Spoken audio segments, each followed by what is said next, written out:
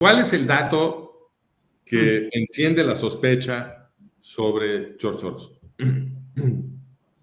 Bueno, hay varias cosas, ¿no? O sea, yo creo que dependiendo de cuáles eran tus prejuicios o tu conocimiento, alguno puede brincarte más que otro. Uno que brinca mucho, bueno, primero voy a platicar la historia que cuenta George Soros sobre su vida en Hungría durante la ocupación nazi alemana, porque ahí es donde, esa es la historia que no cuadra. Entonces, él dice que viene de una familia de judíos que escaparon del Holocausto, ¿ok?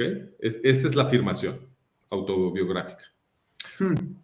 ¿Y cómo escaparon del Holocausto? Bueno, ellos cuentan, la familia Soros cuenta, que en el caso de George, el que lo salvó fue un señor que trabajaba, que era un colaborador nazi, que trabajaba para el Ministerio de Agricultura de Hungría y que estaba encargado de hacer el inventario de la propiedad de los judíos a la hora de confiscarles su propiedad previo a mandarlos a Auschwitz a exterminarlos. ¿Ok? Entonces, la historia que ellos cuentan es que este señor que estaba encargado de despojar, era un húngaro que estaba encargado de despojar a los judíos, un colaborador nazi, estuvo de acuerdo en fingir que era el padrino de George Soros para completar la identidad falsa que le habían conseguido a George Soros como un niño cristiano. ¿Ok? Esto es lo que ellos cuentan. Y entonces, gracias a eso, no lo detectan, que es judío, porque anda con este señor. Y eso, de entrada, es una historia muy rara, porque ¿cómo explicas que un señor que es un colaborador nazi va a estar protegido? O sea, un señor que está dedicado a destruir el pueblo judío. Esto es lo que estaba haciendo este señor. A él, ¿por qué le va a interesar salvar a este niño judío? O sea, eso no, nadie nunca lo han explicado. Es un aspecto muy raro de esta historia que ellos cuentan y requiere una explicación especial que nunca nadie nadie nos ha dicho por qué. Este señor, este supuesto oficial húngaro que es un colaborador nazi, es todo un misterio porque no nos explican cuál es su motivación para ayudar a George Soros. No nos explican por qué nadie se acuerda de su nombre. Esto es verdadero, esto realmente te brinca a los ojos, ¿no? Porque, a ver, y tú y yo creo que cualquier persona se va a acordar del nombre de la persona que le salvó la vida. Claro.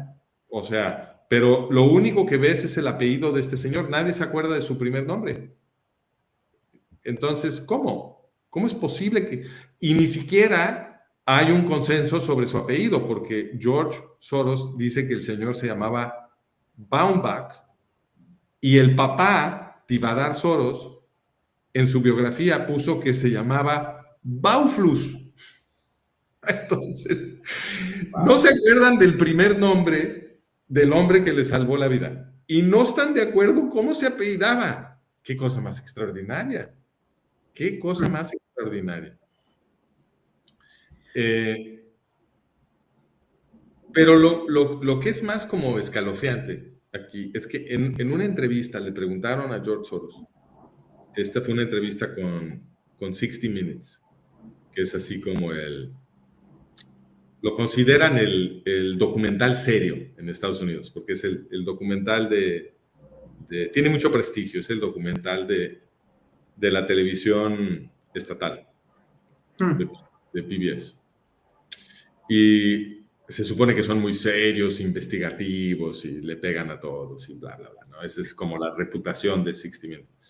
Y entonces en esa entrevista, el entrevistador le pregunta a Alex Soros, le dice, oiga, y en esta historia de que usted escapó del Holocausto porque un colaborador nazi que andaba despojando a los judíos lo adoptó como su ahijado falso, Y entonces usted andaba dando vueltas con este oficial mientras él despojaba a otros judíos de su propiedad antes de mandarlos a los campos de muerte. ¿Y usted no se sentía mal por esto? ¿No se sentía culpable?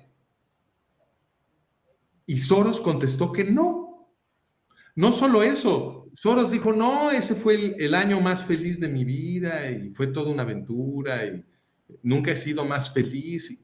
Dijo unas cosas que... Y esto causó toda una controversia porque la neta, perdón, la verdad, para que todo el mundo me entienda, la verdad es que esto es muy raro, es una forma muy rara de un judío de expresarse de la experiencia del Holocausto cuando le tocó estar de la mano de un cuate que estaba despojando a otros judíos antes de mandarlos a... Es increíble que se exprese así, ¿no? Entonces esto causó mucha discusión. Y cuando observas la forma como habla Soros de esto, mira aquí en el artículo les voy a poner la cita, la tengo que traducir un poco, la tengo que traducir al español porque está en inglés, pero mira, Sí, desgraciadamente no hay ninguna traducción que realmente sea buena. Entonces dice, yo podía estar de un lado o podía estar del lado, o sea, yo podía estar del otro lado o podía estar del lado de los que les están quitando su propiedad. Pero no había ningún sentido de que yo no debería de estar ahí, porque dice, de hecho, es chistoso, pero es como en los mercados. Porque si yo no hubiera estado ahí, bueno, yo no lo estaba haciendo, ¿eh? Alguien más les hubiera quitado la propiedad. Y entonces, pues, estuviera yo ahí o no estuviera ahí, yo nada más estaba ahí de espectador. La propiedad, pues esas se las estaban quitando. Y yo no tenía ahí ningún rol en quitarles la propiedad. Entonces, pues, yo no siento ninguna culpa. Es rarísimo que se exprese así. Rarísimo. sí. Y fíjate, a él lo acusaron. Esto de los mercados es diagnóstico de cómo está pensando. Porque esto de los mercados, lo que pasa es que Soros es un especulador en los mercados internacionales de moneda y a él lo acusaron de haber roto la libra esterlina, porque en 1992 él, considerando correctamente que la libra esterlina estaba sobrevaluada, se fue en corto contra la libra esterlina y efectivamente bajó mucho de valor y él ganó mucho, hizo una fortuna. Y entonces lo acusaron de haber roto la libra esterlina. Y lo que él dijo fue, no, a ver, la libra esterlina estaba sobrevaluada y se iba a caer porque estaba sobrevaluada. Entonces, esa operación que yo hice, ¿la hago yo o la hace alguien más? Pero como está sobrevaluada, pues hay una oportunidad y alguien la va a aprovechar. ¿Por qué no la puedo aprovechar yo? No es mi culpa que hayan hecho un sistema monetario ahí que sobrevaluó la moneda. Esa no es mi culpa, ¿no? Y ese argumento sí tiene sentido. Ese sí. No era su culpa que el mercado estuviera desajustado y que la libra esterlina estuviera sobrevaluada y no hay ningún defecto moral en ver una oportunidad y aprovecharla. Todo eso es cierto, pero que él crea que eso se aplica, que él puede aplicar ese tipo de razonamiento. Fíjate nada más lo que está diciendo. Dice, es como en los mercados. Si no estuviera yo ahí, o sea, si no estuviera el húngaro y yo ahí quitándole su propiedad a los judíos, alguien más se los iba a quitar, ¿no? Entonces, Wow. alguien más se iba a joder a los judíos. Fíjate, yo lo escribo así, eso es lo que está diciendo.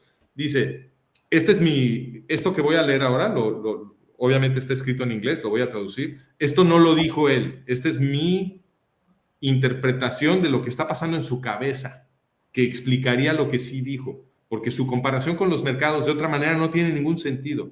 Dice, en la mente de Soros yo me imagino el siguiente monólogo. Mira, el mundo es o matas o te matan. A veces te tienes que unir al otro lado, al lado de los nazis, para no estar del lado del que les están quitando su propiedad. O sea, del lado de los judíos. Y eso quiere decir, si eso quiere decir que terminas ahí haciendo como que eres el ahijado de un oficial húngaro que colabora con los nazis y que está confiscando la propiedad de los judíos, bueno, pues ni modo. A ver, ¿por qué no puedo estar ahí? No hay ningún sentido de que yo no podía estar ahí. Yo no tenía nada que ver con eso, por supuesto, pero mira, es como en los mercados. La gente dice que yo rompí la libra esterlina, pero no la rompí. Bueno, sí la rompí, pero alguien lo iba a hacer, ¿de acuerdo? ¿Por qué no yo? Y es lo mismo durante el Holocausto. Alguien se iba a joder a los judíos, ¿cierto? Era un mercado para joder judíos. Alguien se iba a robar su propiedad. Pues mejor que sean nosotros. A ver, perdón, no, yo no lo estaba haciendo, era el otro, mi padrino falso. Yo nada más estaba de espectador. Yo no tuve ningún rol en quitarles esa propiedad. Entonces, yo no sentía ninguna culpa. ¿Ves? Wow. Esta es la interpretación que, en mi opinión, explica qué es lo que salió de su boca. Es decir, que lo que estamos viendo aquí es un psicópata, es un nazi, uno que está del lado de los que efectivamente estaba del lado de la gente que le estaba quitando su propiedad a los judíos. Y todo lo demás de que es judío es un invento, es algo que, y esto es algo que muchísima gente no sabe, pero que está muy bien documentado. Después de cuando termina la Segunda Guerra Mundial, muchos de estos criminales nazis se hicieron pasar por judíos. ¿Ok? Se hicieron pasar por judíos, ¿por qué? Porque pues cuando termina la guerra y los nazis la pierden, y tú eres un criminal nazi, pues tú sabes que vienen a enjuiciarte, y lo que a ti te conviene es tirar el uniforme y unirte a las filas de refugiados, y hacerte pasar por las víctimas, que parezca que tú eres una víctima de los nazis. Y la identidad judío era muy, muy cómoda porque, para este tipo de astucias, porque había muchos judíos que eran judíos seculares que podían decir, bueno, yo no tenía mucha relación con la sinagoga porque yo era un judío secular, ¿no? Entonces podías decir eso, y en todos los países de Europa había algunos judíos, entonces tú, sin tener que cambiarte de idioma, nada, simplemente podías decir, no, pues yo soy un judío, y tratar de escapar el juicio que venía para los nazis de esta forma, ¿no? Y está documentado, o sea, no hay ninguna controversia sobre esto, está muy bien documentado que miles de nazis intentaron esto. ¿Por qué? Porque a esos los cacharon. hay miles de nazis que fueron descubiertos tratando de hacer esto, ¿no? Pero obviamente que hay algunos que no los cacharon. Hay algunos que no los cacharon. Y entonces el argumento que defendemos aquí es que pues la evidencia nos está sugiriendo que George Soros es uno de estos casos, es uno de los que no cacharon, ¿no? Claro, porque también no hace mucho sentido que un sirviente de los nazis vaya y proteja a un judío sabiendo que es judío. O sea, ¿dónde está No, la mira, o sea, eso realmente nos está gritando, ese detalle, además de que se les olvida el nombre de este supuesto fulano y demás, pero ese detalle nos está gritando porque un colaborador encargado de despojar a los judíos, que lo cachan escondiendo un judío, ese tiene pena de muerte. A ese lo matan, ¿ok? claro. Entonces, ¿por qué habría una persona que estaba haciendo ese trabajo de tener la fuerza moral de arriesgar el cuello por un niño judío? Es totalmente incoherente como historia, ¿no? Pero tiene sentido. En el momento en que empieza a tener sentido, es cuando te imaginas que en realidad George Soros no es judío. Si te imaginas que él pertenecía a una familia de nazis y que lo que estaban haciendo era producir una historia para que pareciera que ellos tenían una identidad judía, y era una historia que tenía que poder tapar el problema de que quizás algún sobreviviente o algún otro húngaro los había visto participar en el proceso de confiscación de propiedades judías. Entonces, si había algún testigo después de la guerra que había visto a George en el contexto de estas confiscaciones, él tenía que tener una historia para que eso no destruyera su identidad como judío. Y la historia que construyeron fue, lo que pasa es que el que andaba confiscando la propiedad judía es un justo entre las naciones que decidió protegerme de los nazis. ¿no? Y entonces ese señor fingía que era mi padrino para que no me pudieran perseguir. Esa es la historia que construyeron. El único problema es que nadie se acuerda de cómo se apellidaba este señor. Uno dice Baumbach, el otro dice Bauflus, y nadie se acuerda cuál era su primer nombre. Entonces, esta historia está llena de hoyos. Y cuando ves otros detalles de la historia, empiezas a decir, o sea, sobre todo la forma como se expresa George Soros. Y luego el otro detalle es que, y este sí parece una pistola humeante, los soviéticos estaban seguros que el hermano Paul, el hermano de George Soros, el hermano más grande, que también acabó en Estados Unidos y también se volvió un supermillonario, los soviéticos estaban seguros que Paul era un oficial de la SS y lo arrestaron. Estaban tan seguros que lo arrestaron y se lo marcharon, lo marcharon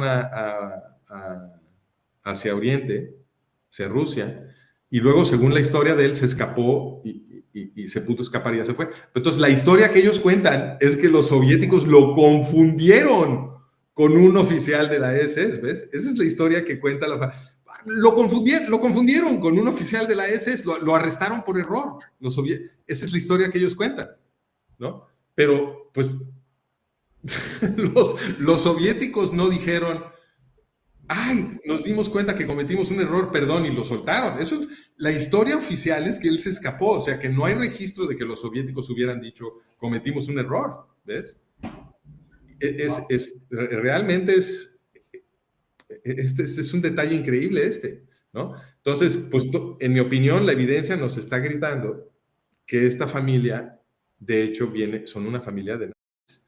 Y una vez que pones esta hipótesis sobre la mesa, todo el trabajo que hace Soros, que es muy enérgico, atacando al Estado de Israel, porque se gasta una fortuna apoyando todo tipo de movimientos y grupos que son profesionales de atacar al Estado de Israel, que lo que hacen es todo el tiempo le realzan el prestigio de los movimientos terroristas, yihadistas, antisemitas.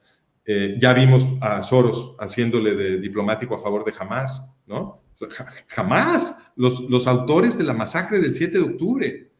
Este hombre actúa como un diplomático a su favor. Es una cosa increíble. Y lo que nunca ves es que Soros gaste su dinero a grupos que están combatiendo el antisemitismo y que están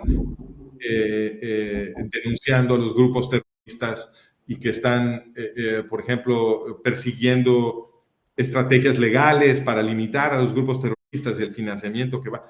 Nada de eso lo está haciendo Soros. Él lo único que financia son ataques contra Israel y contra el pueblo judío, ¿no? Bueno, pues con esta hipótesis ya te cuadra. Y todos los demás detalles que eran rarísimos, bajo la luz de esta hipótesis brillan y tienen todos un significado consistente. Que George Soros habla como si fuera un nazi sobre sus experiencias escapándose supuestamente del Holocausto. Bueno, pues si es un nazi, tiene sentido que hable como un nazi. Que los soviéticos estuvieran seguros que el hermano era un oficial. A ver, un oficial de la SS no es cualquier nazi. Ojo, hay categorías de nazi. Entonces tú puedes ser un Gutierritos de la burocracia del partido nazi en alguna oficina y eres un nazi, pero eres un nazi que casi no importa, ¿no? O puedes ser un soldado raso en el ejército y eres un nazi, pero pues eres un nazi de bajo rango. O puedes ser un oficial, en el otro extremo, un oficial de la SS, que es la total aristocracia de los nazis, ¿ok? Eso no es cualquier nazi, es el súper archirrecontra nazi, es el oficial de la SS. Y los soviéticos estaban convencidos de que el hermano de Soros era de estos. Y a ver, en donde la inteligencia de los soviéticos hubiera sido mejor, obviamente, hubiera sido en el rango de los oficiales. Ahí obviamente esos son los que más se fijan en la inteligencia soviética, ¿no? Entonces, la probabilidad de que tenían bien fichados quiénes eran los oficiales de la SS es muy alta. Además, si lo arrestas, te aseguras que sea un oficial de la SS, porque es un activo, lo vas a interrogar, tiene información que te va a servir, ¿no? Entonces, obviamente que no nada más lo arrestas porque quizá crees que es un oficial de la SS, no, te aseguras, lo confirmas, porque es un activo. Entonces, la historia de que de que lo confundieron también es poco probable, por todas esas razones, ¿no? Entonces ya todo cuadra, todo el concierto de evidencias son consistentes una vez que adoptas esta hipótesis, y eso es lo que te dice que tienes una buena hipótesis.